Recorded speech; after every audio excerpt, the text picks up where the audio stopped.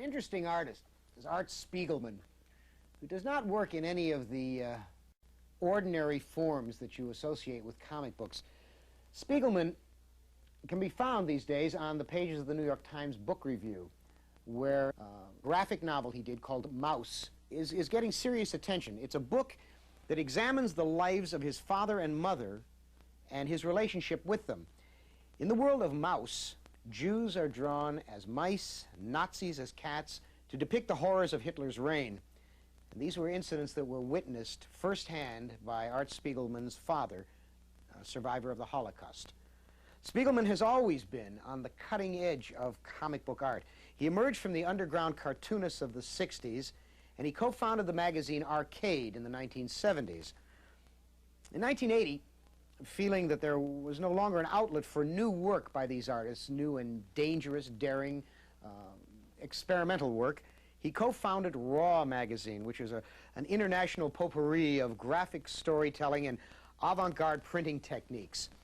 Through Mouse, however, Spiegelman has been able to break new ground in the comic book medium because it has drawn attention to this form for an audience that would otherwise have ignored comic books. Serious-minded people who would read Jane Austen but who would never look at an issue of Daredevil have found Mouse and have found it to be art. When I took Mouse on, it was a result of feeling myself at a bit of an impasse.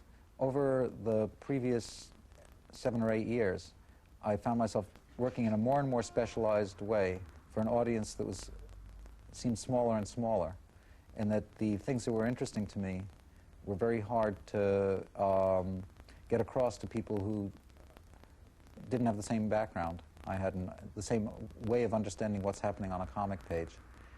And although those things remained of interest to me, I figured, well, gee, if I keep going this way, I won't have to be doing stuff for print. I'll be able to just put it up on a wall somewhere. And the 10 or 12 people who are really interested in that will have to find that wall. So I figured, okay, I give up. If comics are about telling a story, I'll just sit down and make myself tell a story. It's such a long and involved process that it wasn't something I was eager to enter into just to tell one more escapist adventure story or one more joke. It's just too much work for that. So I had to find a story that was really important enough for me to enter into fully, and something difficult enough to keep me challenged throughout. And Mouse seemed like about the most challenging thing I could undertake. In Mouse specifically, I've approached it by wanting to be in the service of a story.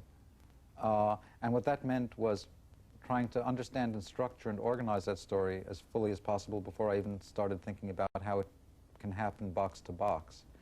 I wanted to report on my father's past, and to a degree my mother's. I wanted to report on my relationship with my father.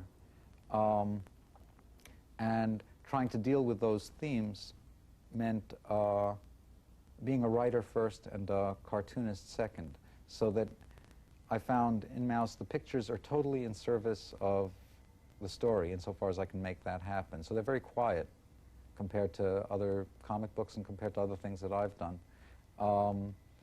When I'm drawing Mouse, I end up working on typing paper. I use a fountain pen and liquid paper to white it out. I want to feel like I'm writing, so I'm using stationery supplies. I'm drawing very small. The drawings that appear inside the book, which are, whatever, 6 inches by 9 inches, something like that, are the actual size that I'm working, so that there's less of an intermediary. What usually happens is a cartoonist tends to work rather large, 12 inches by 18 or something. And in the process of printing it and reducing it, there's a kind of refinement.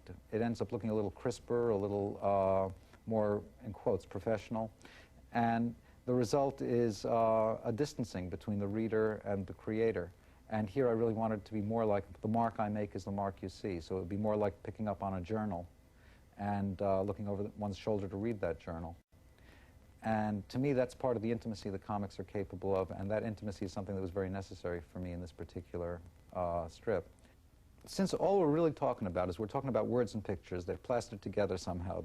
A structure is made of those words and pictures, and that can contain a comics equivalent to Beethoven as well as a comics equivalent to Van Halen.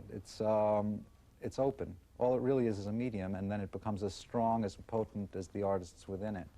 And I'd like to see it move away from genre fiction. I'd like to see it move away from obsessive recapitulation of the same fantasies over and over again. So on the one hand, I'd like to see subject matter more reflective of what people's actual situations are. I'd like to see it grapple with more difficult moral and political issues. I'd like to see it deal with more personal issues throughout. And I'd like to see it develop aesthetically. I'd like to see people whose background isn't so solely drawn from comic books, that all that can be spit back is more comic books, third, fourth, fifth generation comic book vision, something that has its roots more in reality, inner and outer.